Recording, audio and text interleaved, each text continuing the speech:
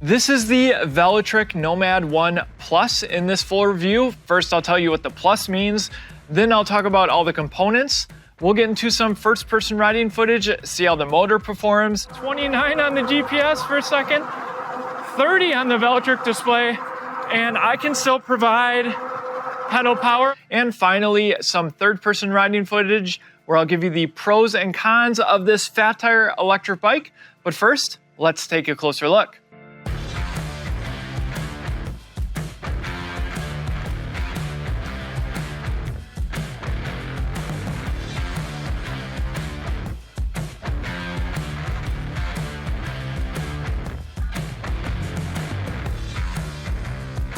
So firstly, what's the Plus all about? Firstly, you get an adjustable stem now. It has higher speeds up to 28 miles per hour. We'll test that out in the first-person riding footage. And finally, they've lowered the weight just a little bit. We'll get to that in a second. And recently, Velotric has been updating a few of their models with Plus updates. We had the T1 ST Plus, we also had the Discover 1 Plus, and now the Nomad 1 Plus. So all these bikes have gone through a second generation at this point, but they have other e-bikes as well, including the Packer 1, their cargo electric bike, as well as the Go 1, their utility style e-bike, and we've reviewed them all, so you can check out all of our reviews on Velotric. If they're a new brand to you, you should know that they have over 1,000 dealers across the United States. So if you can see one in person, that is a huge benefit. Otherwise, you can order online, and you can probably save some money by using our discount code down in the description. Current pricing on the Nomad 1 Plus is $13.99. And it comes in a step through. That's what you see here. And if you're a longtime viewer of the channel, you know that's normally my recommendation. Just so much more accessible. Also a high step though, if you prefer. Color-wise, in the step through and high step, you can get indigo gray. That's what you see here, or forest, and two additional colorways if you opt for the step through, mango and cyan. According to Velotric, the step through is good for riders all the way down to 5'1" up to 6'4". Nice step through.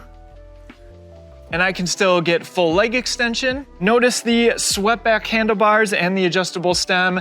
That's something that's unique about this electric bike. And if you opt for the high step, it's good for riders all the way down to 5'6" up to 6'9". Fat tire e-bikes are heavy. The step through weighs in at 70 pounds, the high step at 71, but you get a large weight capacity at 440 pounds. And it might not mean much to you, but this bike is tested to ISO 4210. Just means that the frame has undergone some additional testing for strength. With that out of the way, let's dive into all the components. For stopping power, we have unbranded hydraulic disc brakes. Those are paired with 180 millimeter rotors, and it's not difficult to see what kind of tires these are. In white writing, CST, BFT, 26 by 4-inch tires. Of course, fat tires for off-road capability, and the wheels attached with a bolt-on axle, and we do have a name brand hub. Normally we don't see any branding on the hub, but this one is from Novatech. There are plastic fenders in the front, as well as the rear. There's a Trauma hydraulic suspension fork, preload adjustment on the left, lockout on the right, locked or unlocked, and it offers 80 millimeters of travel. They've done a nice job with the cable routing entering beneath the frame here. 4-bolt pattern on the head tube for adding a front rack. There's a 60 lux headlight that runs off the main battery. And the rear light is attached to the fender and is brake actuated. The adjustable stem can go from 0 to 60 degrees. Right now I have it between 30 and 40. So it can even go more upright if you'd like. And yes, the nice swept back handlebars. Moving to the cockpit, we have locking ergonomic rubber grips on the left and right, unbranded hydraulic disc brake levers with motor cutoffs, a left-hand thumb throttle, Shimano's 8-speed trigger shifter, and a bell, and Velotric's monochrome display, 3-button control on the left, power button on top, very easy to read during the day, miles per hour front and center, then battery capacity, trip below that. Hitting the power button will cycle through different information over to odometer, average speed, max speed, time, calories, power going to the motor, and voltage, and back to trip. For assist levels, 0 all the way up to 5, you can turn on the lights by holding pedal assist up, indicator right here, and hold pedal assist down to engage walk mode. A USB-A port is located beneath the display. And I mentioned class 3 speeds, so let's go ahead and change the top speed. Hold power and pedal assist up for around 20 seconds. And there we go, we'll turn that up to 28 miles per hour. Let's take out the battery keys on the right side here. We'll turn it to the left and it'll pop out. This is a 48 volt, 14.4 amp hour battery. It is IPX7 rated, which means I could just dunk it in water, take it out, dry it off, and it will be fine. The entire bike is IPX6 rated. The battery is UL2271 certified. The entire bike is UL2849 certified. So yes, some of those safety considerations as well as being able to ride in all weather conditions is something that Velotric prioritizes. The battery is charged with a slightly faster charger, a 3 amp charger, which means a little less than 5 hours to charge it from empty. And the port you use is the same one whether the battery is on the bike or removed. Right here with a rubber cover. And if you want to protect your bike even further and support the channel, you can pick yourself up a battery bag. This is the size small. It's waterproof and flame resistant. It's great for storing your bike battery, but I also use them for when I travel with my electric bikes. Check them out and some other high quality accessories at shop.ebikeescape.com. To put the battery back in, tabs on the bottom first. I love that this is a top load, just so much easier. And you simply snap it into place and you can remove the keys. There's the UL certified sticker. We have Velotric branding right here, a Nomad on the rear, the Velotric V on the rear here, helping keep the fender on.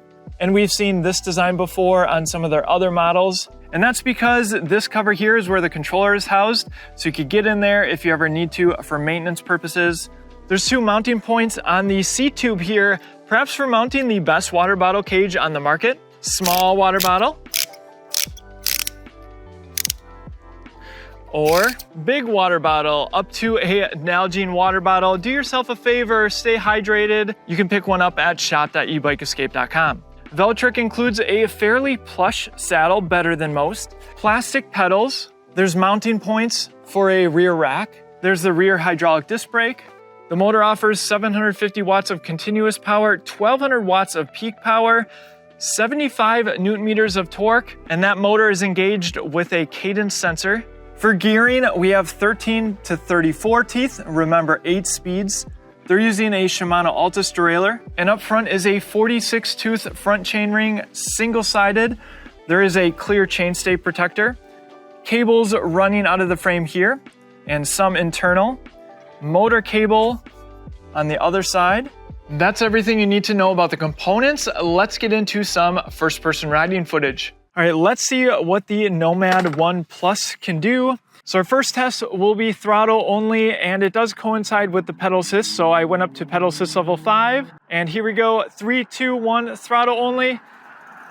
Ramps into power, and over 1,000 watts I saw. 18, 20, 1100 watts. Now the interesting thing is when you change this from class 2 to class 3, that also coincides with the throttle only top speed. So as you can see, we did surpass 20 miles per hour, going 26, 27 according to the Velotric display, 28 according to the Velotric display, 27 on the GPS.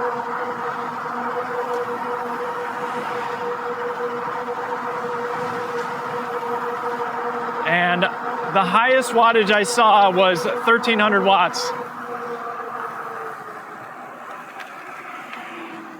So just keep in mind, if you want to ride this as a true class 2 electric bike, you will want to make sure the speed is set to 20, and then the throttle will also stop at 20. So most brands, when you change it to class 3, they will still allow pedaling up to 28, but the throttle will cut off at 20. Not so on this bike. And I did say the throttle does coincide with the pedal assist. So in pedal assist level 1, throttle only, I get about 13 or 14 miles an hour. So for max power and max speed, you will want to go into pedal assist level 5. All right, I'm going to shift all the way down and we'll go through the various pedal assist levels.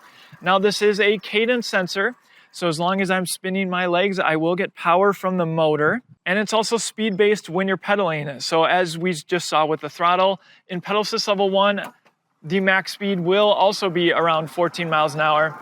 All right, so even in pedal assist level 1, I saw 800 watts. So it gives you a decent amount of power still in pedal assist level 1. I'm gonna shift up into second or third, maybe fourth gear so I can actually provide some human power. And yeah, we're cruising at 14 miles an hour and using about 50 watts. And if I pedal a little harder, that wattage is going to go all the way down. I'm not getting any power from the motor. That is a speed-based system. That's what they're using. And so pedal assist level 1 is set to 14 miles an hour. All right, pedal assist level 2, I'm going to shift up to fifth gear.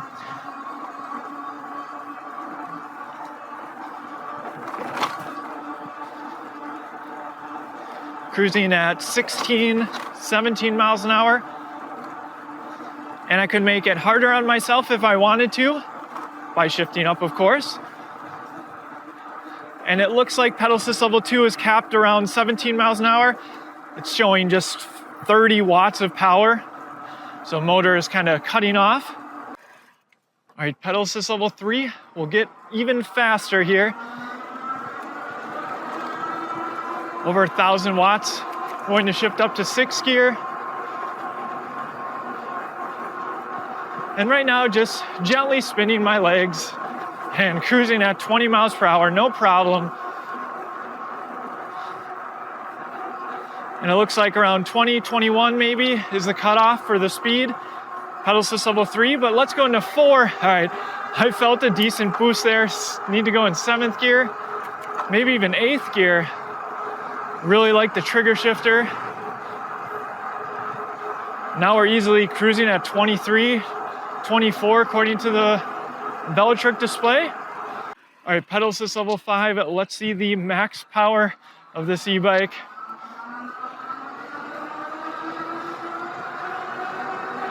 Getting around that 1,200 watts again. 8th gear, highest gear. And the Velotric display is reading 29 and 28 on the GPS. 29 on the GPS for a second, 30 on the Velotric display, and I can still provide pedal power, of course, if I want to. Or I could just easily spin my legs and I'm still gonna get all that power from the motor. Let's do a brake test at this sign here. And yeah, no problem with stopping power with the fat tires. Increased grip. All right, so we know that motor is capable on flat ground, but let's see how it does up our hill climb test. All right, this is the hill that I test out all the electric bikes that I review on the channel. The GoPro makes this look so much smaller than it is, so I'll put up a picture as well as the specs of the hill. And the first test will be obviously throttle only, and we'll see what the minimum speed is. I thought I would take a second as we cruise up this hill to talk a little bit about comfort, because I do think that's one of the major benefits of this fat tire electric bike. Hill starting now, 23, 22. 1, the swept-back handlebars. The grips are comfortable. And then you have the adjustable stem, 18, 17. Now, of course, that's going to be personal preference. 15 miles an hour. But if you're looking for more of a cruiser fat tire electric bike, if you will, this might be a good option.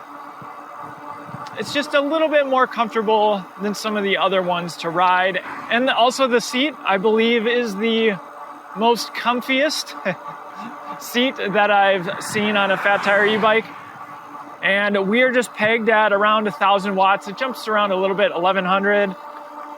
And 15 miles an hour was the minimum speed for just a second, but held us at 16 for most of the way. But I'm going to go back down the hill and we'll see how it does while pedaling. All right, here we go. While pedaling, I will go into pedal assist level 1. I have a pretty good idea of how this is going to perform because I've been keeping an eye on the wattage output, and you still get a decent amount of watts even in pedal assist level 1, which means it won't be a problem climbing in pedal assist level 1. And first gear, yeah, I'm using 700 watts in pedal assist level 1. You can see I'm just barely spinning my legs. Of course, what I would prefer to do is shift up here. 4th, 5th gear, 6th gear. I mean, we're cruising at 13, 14 miles an hour. So yeah, no problem climbing hills. You just have to spin the legs. And the gearing is such that you could provide no power basically, or as much power as you want. Let's go into pedal assist level 2.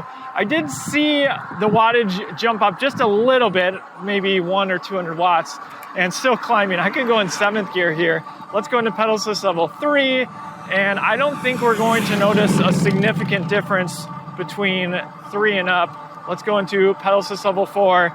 Yeah, the wattage is still over 1100 watts at some points, and we're cruising up at 16, 17 miles an hour. Pedal assist level 5, no difference there either. All right, this is a fat tire electric bike after all though, so let's go on some not pavement and see how it does.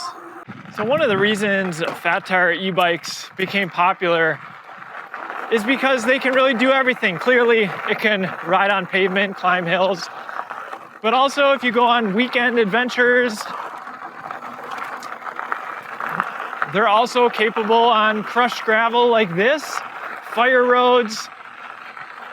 The fat tires just give a lot of confidence, offer increased grip. Now, of course, one of the big trade-offs with any fat tire electric bike is going to be the weight. But as long as you can handle the weight, if you want a do-everything type of e-bike and you don't mind the increased rolling resistance, yeah, steering takes a little bit more. It's not as nimble as a thinner tire, of course. And where I live in Wisconsin, one of the main use cases for a fat tire electric bike like this one is hunting. So you can go in some grass like this, and yeah, the bike can still handle it. Now, the suspension fork is basic, but I can definitely still feel it. Now, the limits of some of these fat tire e-bikes, I personally would not take them on any kind of single track. It's more of a fire road type e-bike. It's just not going to be as nimble as a true mountain bike. And one of the other nice things about fat tire electric bikes is you can also lower the tire pressure. And the tires can help soak up some of the bumps along with the front suspension. All right, with that, let's get into some third-person riding footage. I'll give you my concluding thoughts on the Velotric Nomad 1 Plus. There are so many fat tire e-bikes on the market, so let's dive into some features that set the Nomad 1 Plus apart from others you might be considering. First, price. At $13.99 and even less if you use our code and the link in the description, the Velotric Nomad 1 Plus falls into the affordable category of fat tire e-bikes. Keep in mind there are only a few fat tire e-bikes around this price point from reputable brands that I'd personally recommend. Next, a comfortable riding position. Most fat tire e-bikes offer a more aggressive riding position, and I know from experience that's not what everyone wants. The more laid-back riding position on the Nomad 1 Plus is made possible by the swept-back handlebars and adjustable stem. If those are things you value right from the start, it makes the Nomad 1 Plus a compelling option. Plus, it comes with an actually comfortable seat, which is a nice bonus. And on top of that, you have two frame options, so you can still get the high step if you prefer. There's a reason why I chose to review the step-through model. First, they're more popular, and many people appreciate the accessibility, especially on a fat tire e-bike that's meant a little bit more for comfort. Then there's the slightly upgraded components.